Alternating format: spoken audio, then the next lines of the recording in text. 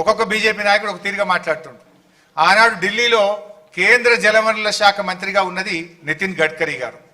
ఆ నితిన్ గడ్కరీ గారు హైదరాబాద్ వచ్చినప్పుడు ఏం మాట్లాడిండో ఒక్కసారి చూడండి. तेलंगाना एक प्रगतिशील, समृद्ध और संपन्न राज्य है. हम अक्सर एक बात कहते हैं, मैंने रिट्रोस्पेक्टिव इस प्रोजेक्ट के लिए दी और मुझे खुशी है कि ये डैम कालेश्वरम के कारण हैदराबाद की भी पानी की समस्या को सुलझाया गया है. కాళేశ్వరం వల్ల ఇలా హైదరాబాద్ సమస్య, తాగునీటి సమస్య తీరింది, అద్భుతమైన పంటలు పండుతున్నాయి, ఈ ప్రాజెక్ట్ గొప్పది అని అనేక సందర్భాల్లో చెప్పారు గడ్కరీ గారు. ఇది ఒక హైదరాబాద్ లో మీటింగ్ చెప్పినటువంటి విషయం. నెక్స్ట్ ఆనాటి మన గవర్నర్ నరసింహన్ గారు కూడా ఏం చెప్పారో ఒక్కసారి మీరు చూడండి. ఈ ముక్తేశ్వర్, ఈ ముక్తినాథ్లో ఈ పెట్టిన ఈ ప్రాజెక్ట్ మన రాష్ట్ర ప్రజలందరికీ నీళ్లు, తాగనీళ్ళకి, ఇరిగేషన్ కి, ఇండస్ట్రీస్ అన్నిటికీ ఒక ముక్తి తీసుకొచ్చిన ఈ ముక్తినాథ్ భూమిలో తీసుకొచ్చే కాళేశ్వరం ప్రాజెక్ట్ కాబట్టి, సో కాళేశ్వరం ఎంత గొప్పగా పనిచేసింది అనేది వారు స్వయంగా విజిట్ చేసి చూసి, ప్రాజెక్ట్ను చూసి, ఆ రోజు ఈ ప్రాజెక్టు పనితీరును, ప్రాజెక్టు యొక్క ఫలితాలను అభినందించినటువంటి వ్యక్తి నరసింహన్ గారు. దెన్ సిడబ్ల్యూసి, ఎవరైతే మొత్తం ఈ దేశంలో సాగునీటి రంగానికి అథారిటీ ఉందో, సెంట్రల్ వాటర్ కమిషన్, దాని చైర్మన్, దాని head of the organization Masood Hussain గారు ఏమన్నారో ఒక్కసారి మీరు చూడండి. ఆయన వచ్చి విజిట్ చేసి ప్రాజెక్టులో మాట్లాడాడు. కాళేశ్వరం ప్రాజెక్టు పనులు జరుగుతున్న తీరుపై కేంద్ర జల సంఘం ప్రశంసల వర్షం కురిపించింది. The agencies which are working, the designs, their planning, execution, everything is by and large highly satisfactory. So project execution, design అన్నీ కూడా చాలా బాగుంది, హైలీ సాటిస్ఫాక్టరీ ఉందని ఇంకా చాలా చెప్పాడు ఆయన. మరి టైం తక్కువ ఉంటుందని నేను షార్ట్గా పెట్టినారు. డీటెయిల్డ్గా అసలు అద్భుతమైన పని జరుగుతుందని చెప్పి సిడబ్ల్యూసి చైర్మన్ మసూద్ హుసేన్ గారు కూడా అభినందించినటువంటి విషయం. నెక్స్ట్ చంద్రబాబు నాయుడు. కాళేశ్వరం మీరు అభివృద్ధి చేశారు, చాలా మంచి పని చేశారు. ఆయన కూడా కాళేశ్వరంను చాలా మంచి పని చేసిండ్రు, కాళేశ్వరం ద్వారా నీళ్ళు వచ్చాయని చెప్పిండు. సరే, ఆయన ఉంటాడు కదా తిక్కల మంత్రి, ఆయన కూడా ఏం చెప్పిండు, ఇప్పుడు ప్రస్తుత మంత్రి, అది కూడా చూడండి. నిజంగా దేశ చరిత్రలోనే మొట్టమొదటి కావచ్చు బహుశా. దీనికి ముఖ్యమంత్రి గారిని కూడా, వారికి కూడా అభినందనలు తెలియజేసుకుంటున్నాం. ఎందుకంటే అభ్యంతరం ఉన్న, ప్రాబ్లమ్స్లో ఉన్న ప్రాజెక్టులు ఆపేసి రీడిజైన్ చేస్తే పొరపాటు తప్పేం లేదు. మా కాంగ్రెస్ పార్టీ నాయకులు అసెంబ్లీలో ఈ ప్రాణహిత చేవెళ్ళ తుమ్మిడియేటి చర్చ వస్తే ఆ కాంగ్రెస్లో ఒక నాయకుడు మేము ప్రిపేర్ అయ్యి రాలేదన్నాడు. ఆయన ఒక నాయకుడు అంటే ఎంత విచిత్రం అంటే, కానీ మనం ఒక బాధ్యతమైన పోస్ట్లో ఉన్నప్పుడు అది నేర్చుకోవాల్సిన అవసరం ఉన్నది. Next water man of India, Magsaysay award గ్రహీత water man of India Rajendra Singh గారు ఏమన్నారో కూడా చూద్దాం. The Godavari before dry and dead river. Now due to this project, flowing river, water come. जब पानी आ जाता है ना तो जीवन आ जाता है. जब ये सरकार बनी, उन्होंने काकतिया तालाबों का काम शुरू किया था. मैं तब आया था, मैंने विजिट किया था और मैंने अपना जन्मदिन एक तालाब पर मनाया था. काकतिया मिशन को मैं अपने काम का रीएप्लीकेशन मानता हूँ. ये तेलंगाना राज्य पहले नंबर का राज्य है जिसने, जो कह सकता है कि सबके पास जीने और पीने के लिए पानी है, सबके लिए खेती के लिए पानी है, उद्योग के लिए पानी है. ये बात अपने आप में कहना बहुत गौरव की बात होती है. इसलिए तेलंगाना मेरे दिल के पानी के मामले में बहुत करीब है. हम चाहते हैं कि ये जो तेलंगाना सरकार ने अच्छे काम किए हैं, इन कामों को देश भर के लोग देखें, इन कामों को देश भर के लोग समझें, इन अच्छे कामों को ये देश जाने. देखिए लिंकिंग ऑफ रीव చాలా డీటెయిల్గా ఉంది. నెక్స్ట్, యాక్చువల్గా మనము కార్పొరేషన్ ద్వారా అప్పులు తెచ్చారు అని కూడా మన మీద పదే పదే చెప్తున్నారు. యాక్చువల్గా బీఆర్ఎస్ ప్రభుత్వము అప్పు తెచ్చింది ఒక ప్రైవేట్ ఆర్గనైజేషన్ దగ్గరనో కూర్చోబెట్టడాను, ప్రైవేట్ ఆర్గనైజేషన్ దగ్గరనో ఇంకెక్కడనో కాదు. మనం తెచ్చింది కేంద్ర ప్రభుత్వ సంస్థలు, ఒకటి పిఎఫ్సి, రెండు ఆర్ఈసి. కేంద్ర విద్యుత్ శాఖ కింద ఉండేటువంటి సంస్థలు పిఎఫ్సి, ఆర్ఈసి. అవి కేంద్ర ప్రభుత్వ సంస్థలు ఆడిట్ లేకుండా, డిపిఆర్ లేకుండా, అనుమతులు లేకుండా అప్పిస్తాయా?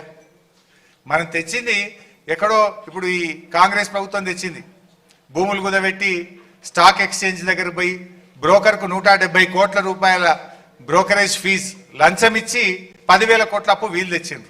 కానీ మనము బాజాబ్తా రాష్ట్ర ప్రభుత్వం కేంద్ర ప్రభుత్వం దగ్గర అప్పు తెచ్చి కాళేశ్వరం ప్రాజెక్టు మనం నిర్మించడం జరిగింది. ఆ కేంద్ర ప్రభుత్వ సంస్థ ఆర్ఈసి ఏ కేటగిరీ సర్టిఫికెట్ ఇచ్చింది మనకు?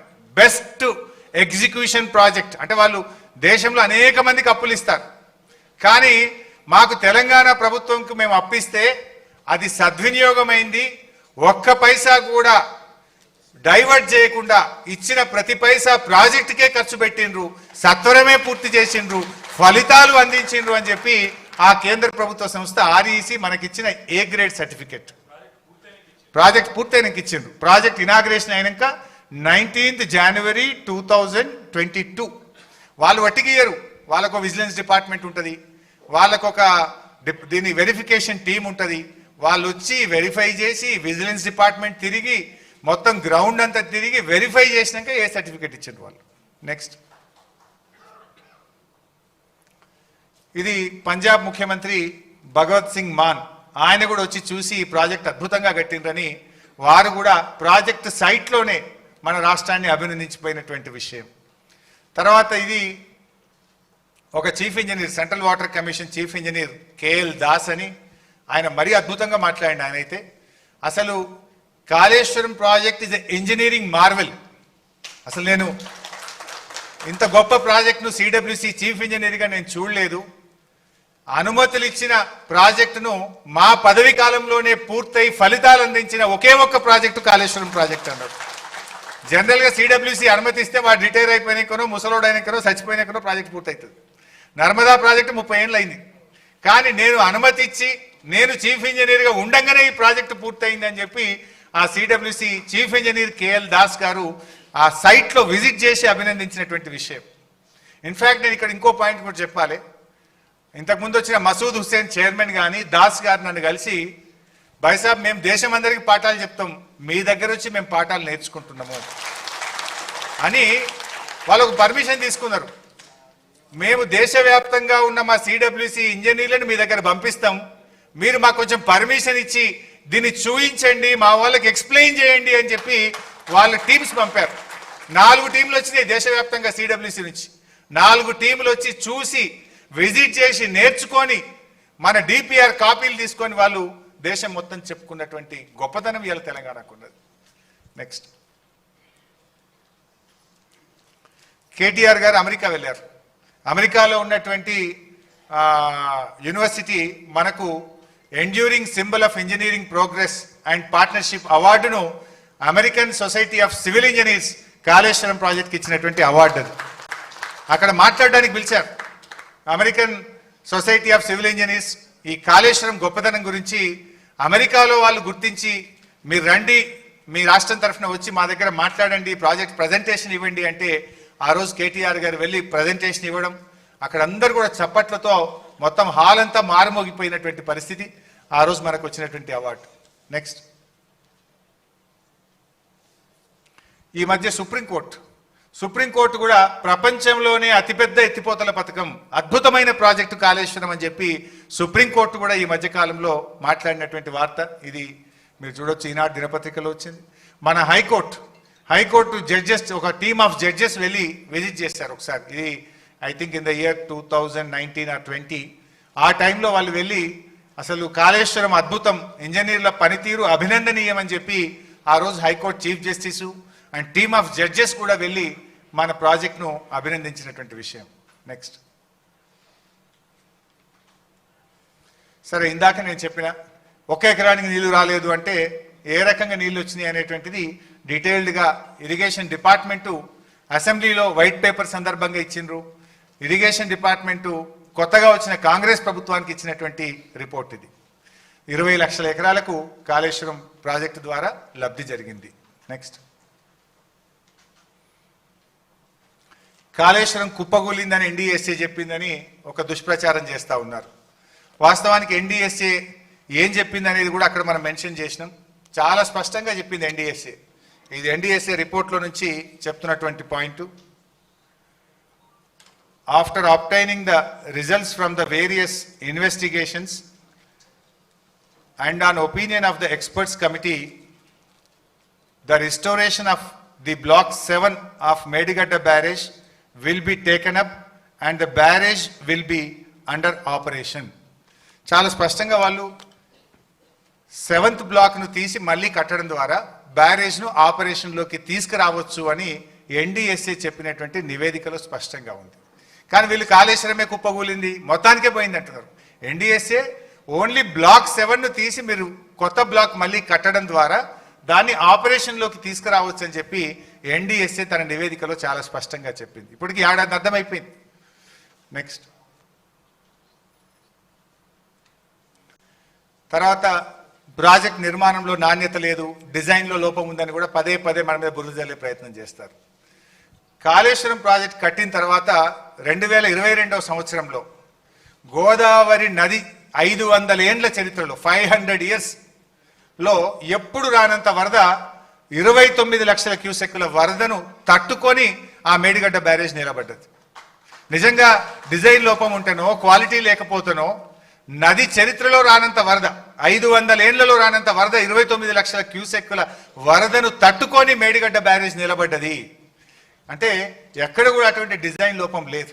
ఈవెన్ ఆ 2 పిల్లర్లు కుంగిన తర్వాత కూడా కాంగ్రెస్ పార్టీ మినిమం జాగ్రత్తలు తీసుకోక ఇది ఆయన కొట్టకపోతే బాగుండని ఇడిచిపెట్టారు.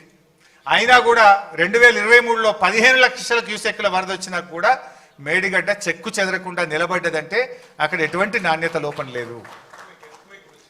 యాక్చువల్గా ఒక ఎర్త్క్వేక్ కూడా వచ్చింది. ఈ మధ్య ఒక రిపోర్ట్ కూడా వస్తుంది, గోదావరి నది ఆ లోయలో ఒక ఎర్త్క్వేక్ కూడా వచ్చింది అనేటువంటిది ఈ మధ్య ఎన్ఆర్ఎస్ఏ వాళ్ళు కూడా ఒక రిపోర్ట్లో చెప్తున్నారు. సరే, what ever is the reason, earthquake వల్ల జరిగిందా, దేని వల్ల జరిగింది చిన్నపాటి 2 పిల్లర్ల కుంగుబాటు.